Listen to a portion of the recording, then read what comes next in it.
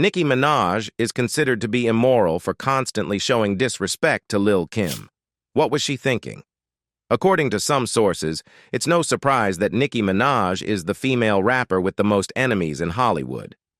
Why? Because she's considered the best, and this has gotten her into a lot of trouble. And of course, one of Nicki Minaj's longest and most serious conflicts is none other than Lil Kim. Keep calm and listen to their dramatic story.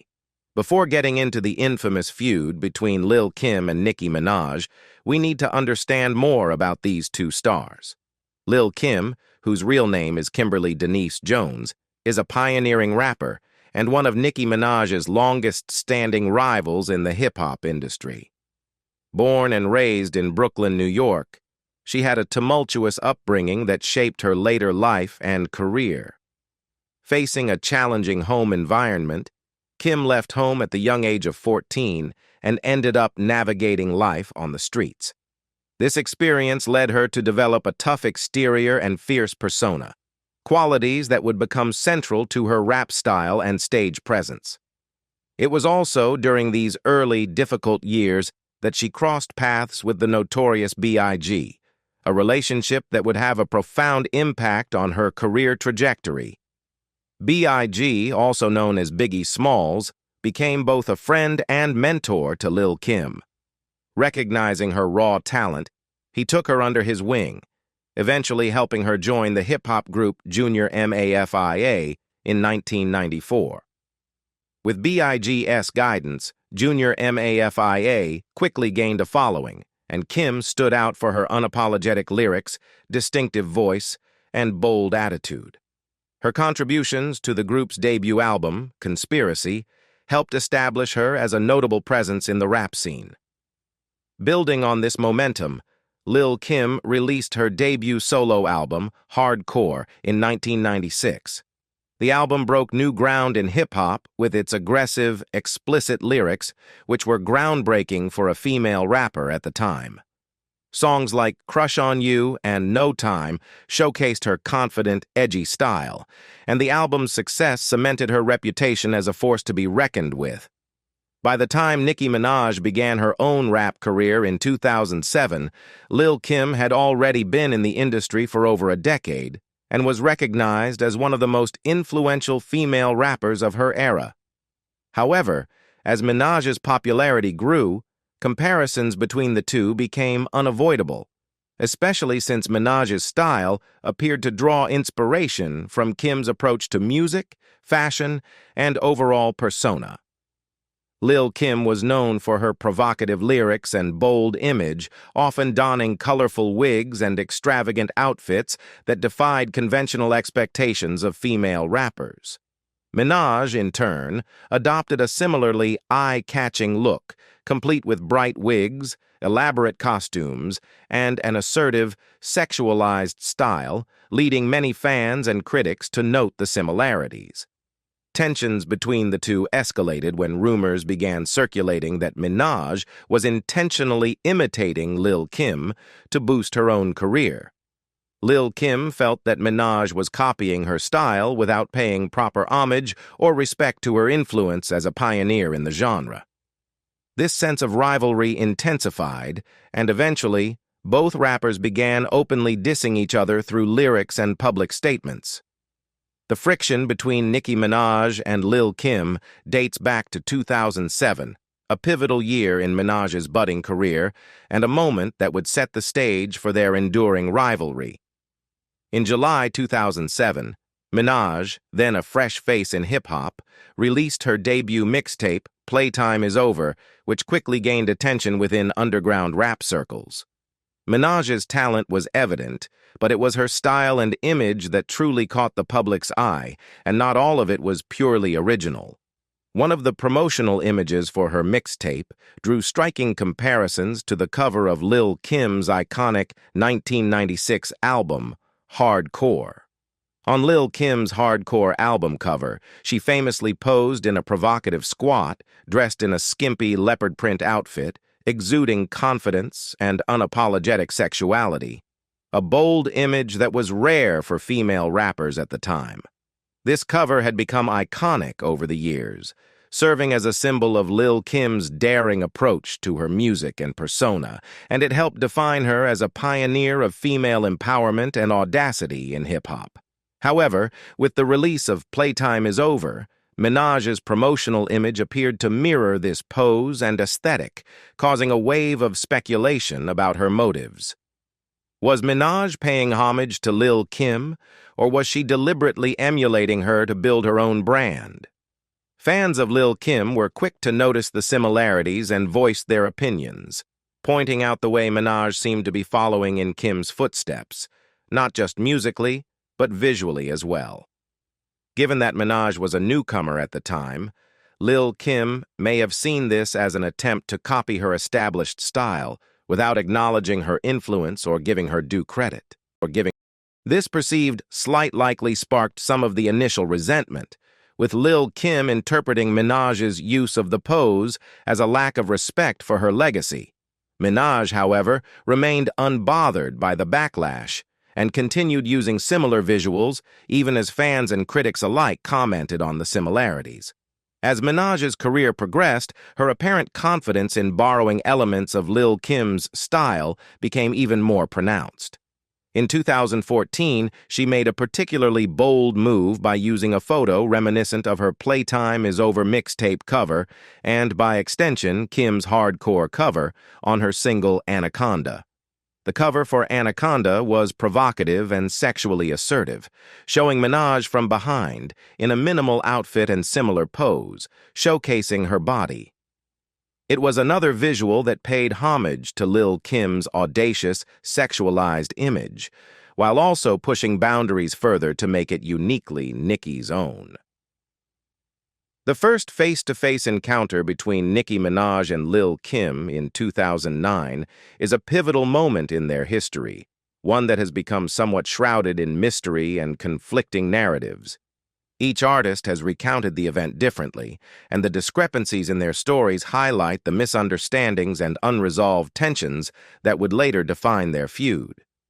The meeting reportedly took place backstage at a Lil Wayne concert, where Minaj, a rising star signed to Wayne's Young Money label, had the opportunity to speak with Lil Kim, who was already a legendary figure in hip-hop. According to Nicki Minaj's recollection, she approached Lil Kim with genuine respect and a desire to clear the air. Minaj has described feeling eager to establish a positive relationship with Kim, particularly given her admiration for the rap veteran's contributions to hip-hop. She allegedly approached Kim and asked if everything was fine between them, addressing any potential tension head-on. Minaj has suggested that the conversation was amicable and friendly, and she recalls even taking photos together. In Minaj's version of the story, this initial encounter was respectful, without any conflict or animosity. She has implied that she made an effort to connect with Kim on common ground, aiming to build a bridge between herself and one of her biggest influences in the industry. However, Lil Kim's recollection of the meeting offers a different perspective, one that casts doubt on the warmth that Minaj described. In an interview with Hot 97's Cypher Sounds, Kim shared her own account, indicating that the interaction was not as positive or straightforward as Minaj had portrayed. Kim's version suggests that Minaj's approach may not have been as sincere or respectful as it seemed. Although Kim hasn't detailed every aspect of their exchange, she has hinted that Minaj's behavior struck her as disingenuous, implying that Minaj was already harboring competitive intentions rather than seeking an authentic bond. For Kim, this first encounter did not leave her with a sense of mutual respect or camaraderie, but instead raised questions about Minaj's true intentions and motives. The divergence in their recollections highlights a fundamental disconnect in their perceptions of each other, with each artist interpreting the encounter through a different lens. Minaj's narrative paints her as a respectful admirer who sought to honor a hip-hop trailblazer, while Kim's account reflects a sense of skepticism and mistrust, suggesting that she saw Minaj's actions as less about admiration and more about positioning herself in the industry. This initial misalignment in perspectives would go on to shape their relationship, or lack thereof, in the years that followed. While Minaj may have genuinely intended to approach Kim with admiration and respect, Kim's response indicates a feeling of having been misled or dismissed. At the time, Minaj was rapidly gaining popularity, and her career trajectory seemed to be mirroring aspects of Kim's own path. This rising stardom, coupled with Minaj's stylistic choices that echoed Kim's iconic image, likely influenced Kim's perception, leading her to view Minaj's approach with caution rather than warmth. On November 23, 2009, the release of Birdman's track Grindin' Makin' Money marked an unexpected and provocative twist in the unfolding feud between Nicki Minaj and Lil Kim. Featuring both Minaj and Kim on the same track, the song was intended to be a high-energy collaboration between some of hip-hop's most notable figures. However, instead of fostering unity or bringing the two artists together, the track only deepened the tension between them, as it turned out that neither rapper had known about the other's involvement in the song until it was released. This revelation would add fuel to their already simmering rivalry, sparking questions about the intentions behind their mutual inclusion and whether this was a strategic move on Birdman's part to capitalize on the brewing conflict. Grindin' Makin' Money featured verses from both Lil Kim and Nicki Minaj, yet both artists would later claim they were unaware of each other's presence on the track. The track was released at a time when tensions between the two rappers were still in their early stages, and the song's release came as a shock to fans who were aware of the growing animosity. Many fans speculated that Birdman, a prominent figure in hip-hop and the CEO of Cash Money Records, had strategically orchestrated this surprise to generate publicity and fuel interest in the track. For a genre often fueled by competition and rivalries, the decision to feature two rappers who were clearly not on friendly terms created immediate intrigue, leading to speculation that Birdman was attempting to benefit from the drama between Kim and Minaj. The inclusion of both rappers without their knowledge not only highlighted the complexities of the hip-hop industry, but also underscored the lack of control many artists have over their collaborations. Although the music industry is no stranger to feuds, the decision to feature both Lil Kim and Nicki Minaj on the same track without their awareness seemed to cross a line for both artists. To many fans, it appeared that Birdman was playing into the feud, positioning himself as a figure who could simultaneously promote both artists while stirring controversy that would inevitably draw attention to his track. For Lil Kim, the experience may have felt like a violation of her status and a challenge to her influence in the industry. She had been a defining voice in hip-hop for over a decade by this point, and having a younger, up-and-coming rapper like Minaj appear alongside her without her consent could have felt like a slight to her legacy. It implied that she was simply one part of a lineup, rather than the standout star she had long been. Additionally, Kim likely saw the move as a deliberate attempt to link her name to Minaj's, a connection she wasn't interested in endorsing. Given her belief that Minaj had been drawing too closely from her style without proper acknowledgement, sharing a track with her felt like an added affront. Nicki Minaj, for her part, was at the beginning of her mainstream career and still building her identity in the industry. The sudden, unexpected collaboration may have felt uncomfortable as it forced her into the spotlight with an established figure she was already rumored to be competing with. At this point, Minaj had been compared to Lil Kim frequently, with critics and fans drawing parallels between their styles and personas. For Minaj, being placed alongside Kim in this way suggested a rivalry she may not have initially intended, making her seem like a challenger to Kim's legacy rather than a new artist in her own right. Both artists reacted to the situation with frustration, with each claiming in interviews and on social media that they had no idea the other would be featured on Grindin' Makin' Money. In the aftermath, the situation only seemed to escalate their tensions. Minaj expressed her annoyance at what she felt was an orchestrated ploy to pit her against Kim. She felt that being paired with Kim without her knowledge had set her up in a way that suggested she was trying to compete directly with the hip-hop legend, something she didn't feel she needed to do to establish herself. Kim, on the other hand, saw this as another instance of disrespect, feeling that Minaj was encroaching on her territory, whether deliberately or as part of a larger industry strategy. Following the tense fallout from the unexpected collaboration on Birdman's track, Lil Kim and Nicki Minaj's rivalry escalated further when Lil Kim made an appearance at a Ray J concert.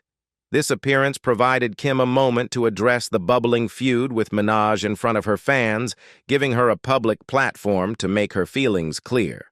Ray J, who had been friends with Kim for years and shared her sentiments about Minaj's perceived lack of respect, added fuel to the fire with a pointed comment during the concert.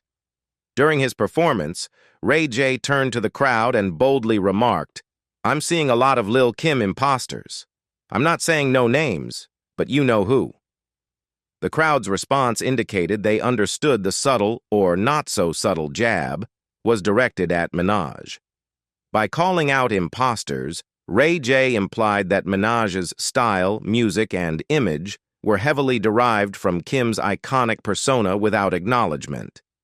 It was a sentiment that Kim herself had echoed before in interviews, expressing that she felt Minaj was leveraging elements of her brand to climb the ranks in hip-hop without showing the respect Kim felt was due. Ray J's comment served as an introduction for Kim, who soon joined him on stage. She wasted no time in confirming his implication, adding her own thoughts to underscore the message. She addressed the audience directly, saying, "We love her. We just want her to pay homage. If you don't pay homage, then fuck you." Kim's statement highlighted the root of her frustration: respect, or rather, the perceived lack of it. In her eyes, Minaj had taken from her style without acknowledging the legacy Kim had built. For Kim, hip-hop was as much about respecting the artists who came before as it was about pushing boundaries. She had fought hard to establish her place as one of the most influential female rappers in a male-dominated industry, and seeing Minaj, an artist she felt was imitating her, rise to fame without honoring that legacy was a blow to her pride. Kim's comments at the Ray J concert went viral, sparking conversations and debates across social media. Fans of both rappers took to Twitter, Instagram, and forums to argue about the need for homage in hip-hop, with Kim's fans defending her and saying that Minaj should have acknowledged Kim's influence. Meanwhile, Minaj's fans argued that Minaj had the right to create her own path without being beholden to Kim.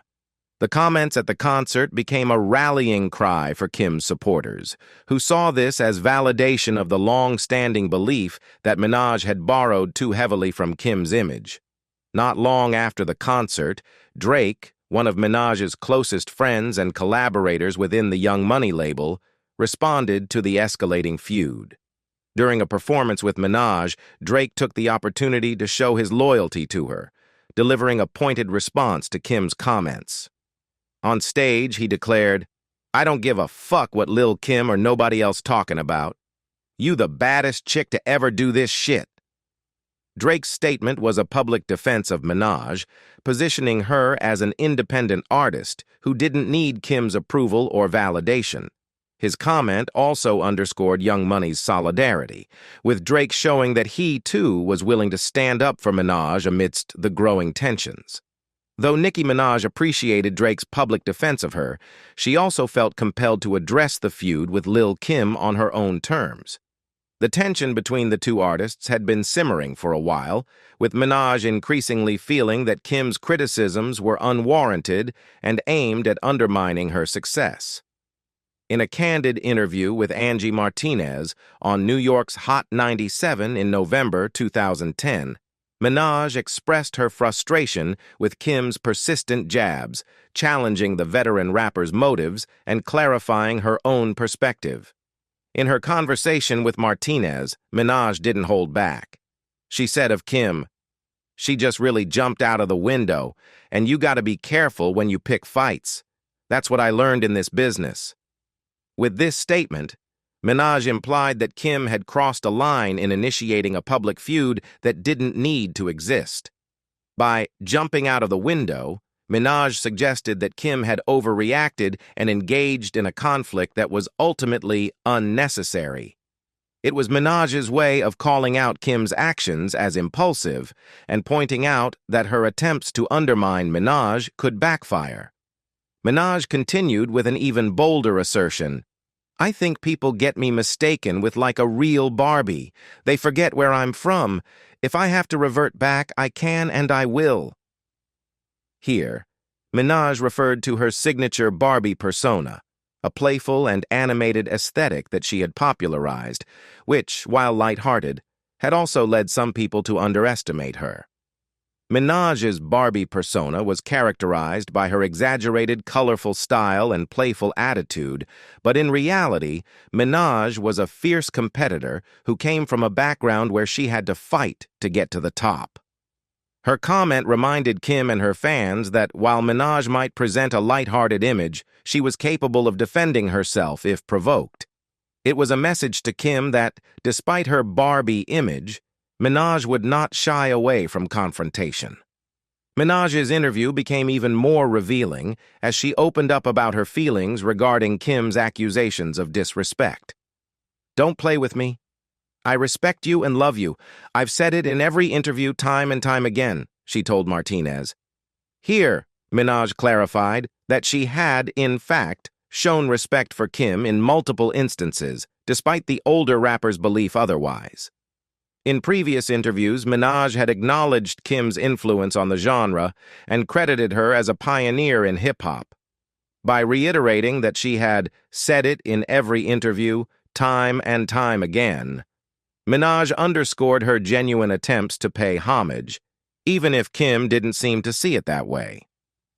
This was Minaj's way of saying that she had already extended respect to Kim, and there was no need for a feud.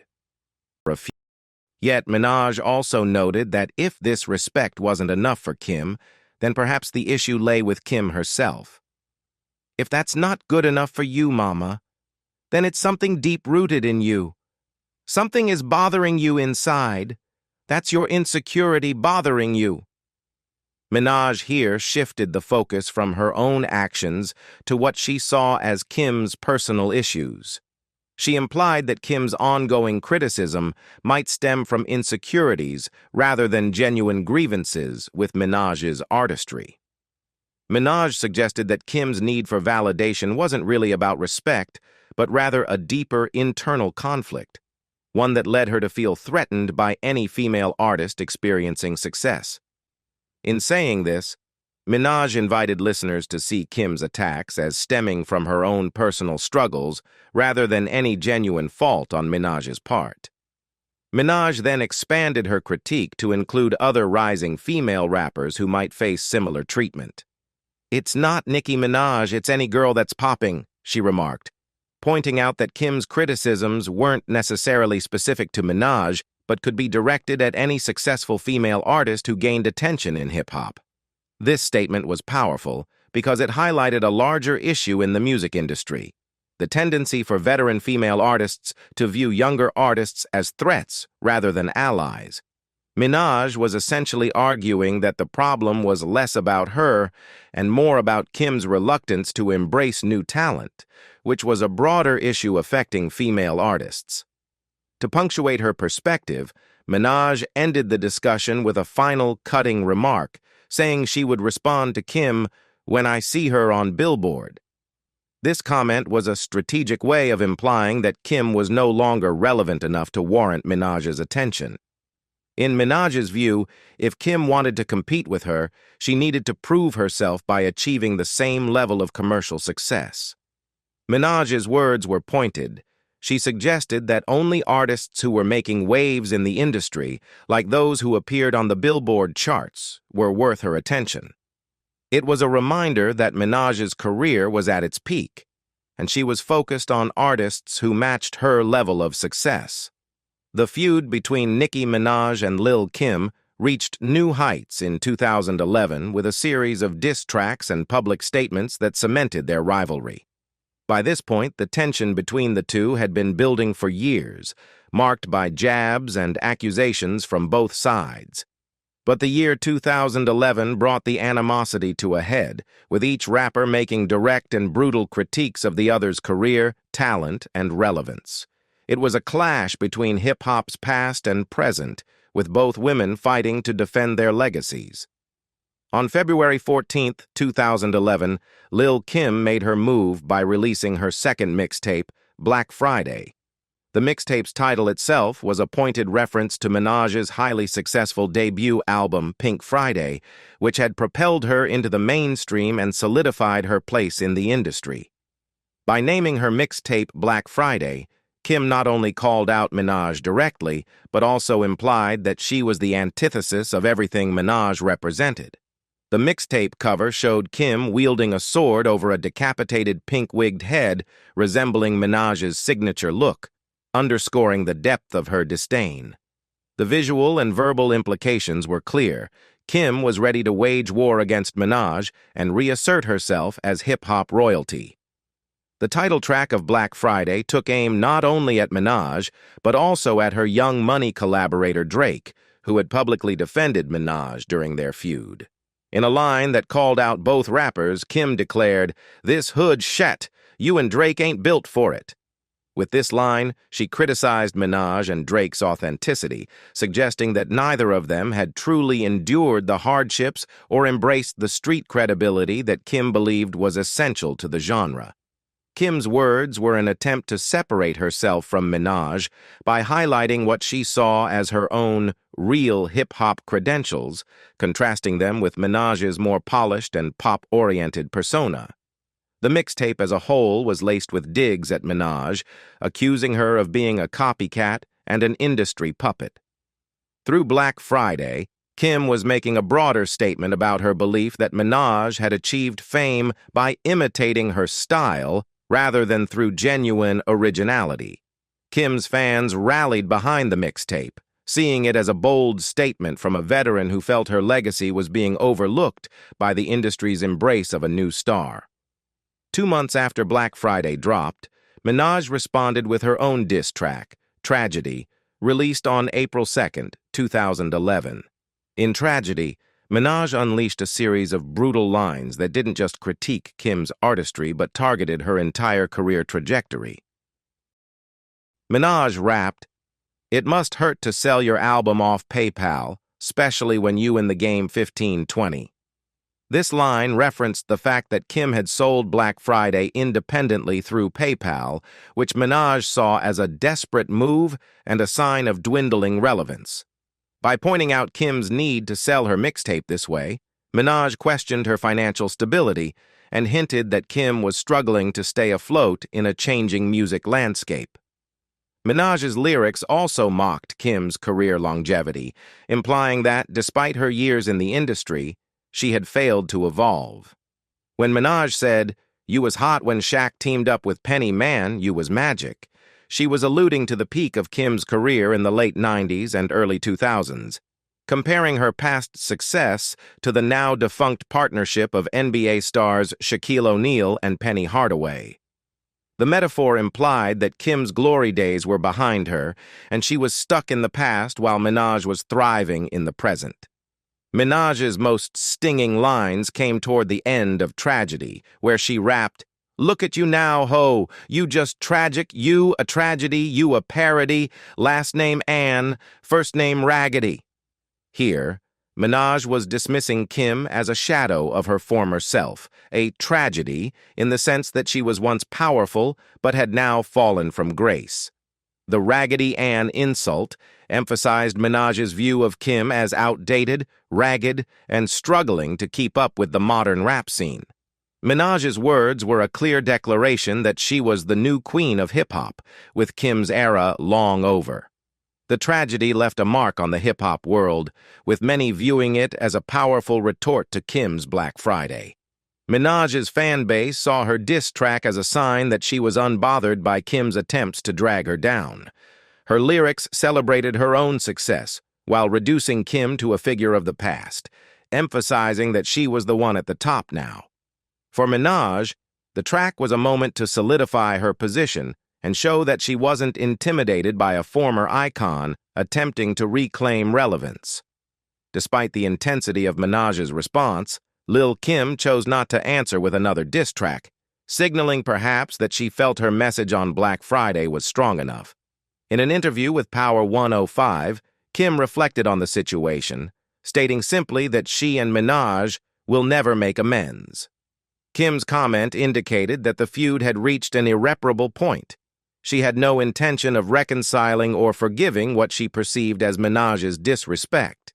For Kim, the rift was not just about music, but about respect, legacy, and a refusal to back down. Since then, both artists have continued to pursue their careers. Kim embarked on a comeback tour, reviving her fan base and reaffirming her place in hip-hop history. Her tour, which is set to conclude on November 30th, 2024, has been an opportunity for Kim to reconnect with her fans and remind the world of her impact. Meanwhile, Minaj, who remains one of the biggest names in hip-hop, has been on her Pink Friday 2 World Tour, celebrating her career and continued influence. Her tour, which will conclude on October 11th, 2024, has been a testament to her sustained popularity and ability to command a global fan base. While Kim and Minaj are both thriving in their respective careers, their feud has left an indelible mark on hip-hop culture. It highlighted the complexities of legacy, respect, and competition within a genre where authenticity and self-presentation are crucial. Kim and Minaj's rivalry became one of the defining conflicts in hip-hop, a clash of generations where both women fought to protect their artistic identities. For Kim, it was a battle to secure her legacy and demand the respect she felt was owed to her. For Minaj, it was a struggle to define herself on her own terms, free from comparisons to those who came before her. The Black Friday and Tragedy diss tracks encapsulated this struggle, with both rappers using their lyrics to assert their dominance. In the end, their feud transcended personal differences and became symbolic of the broader dynamics in hip-hop, as older artists grapple with the rise of new talent, and new talent works to establish itself in the shadow of icons. Today, their feud serves as a reminder of the fierce determination required to survive in the hip-hop industry, as well as the unyielding pride that drives artists to protect their place in history. Whether they ever reconcile or not, both Lil Kim and Nicki Minaj have cemented their spots in hip-hop, each with a distinct legacy that has shaped the genre in unique ways. What do you think about Lil Kim and Nicki Minaj's feud? Leave us your comments in the section below. We hope you have found this helpful video. Don't forget to leave a like, share, and subscribe to the channel if you like it. Thank you for watching this and see you in the next videos. Goodbye.